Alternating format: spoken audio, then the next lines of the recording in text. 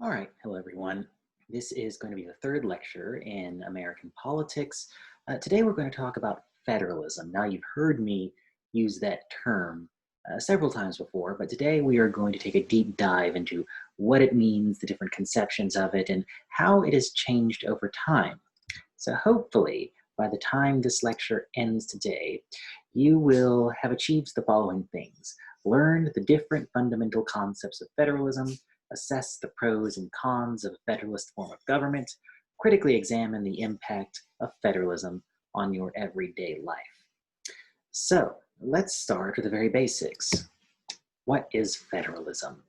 So imagine you have two countries, both represented here by these two green squares.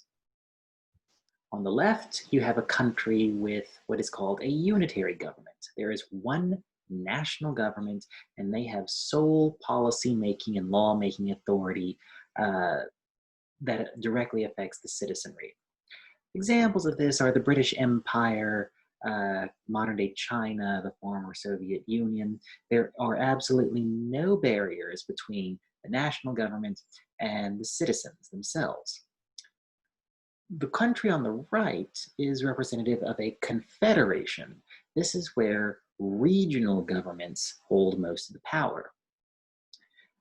There might be a weak national government, a president, for example. However, the national government's role is primarily ceremonial and symbolic, usually representing the country to other states or to other nations. Examples of this would be the United States under the Articles of Confederation. There is an argument to be made that the modern day European Union is in fact a confederation. However, this is a little bit different in that the European Union is considered an international organization. It isn't a nation in and of itself, but rather a number of different sovereign countries working in confederation with each other.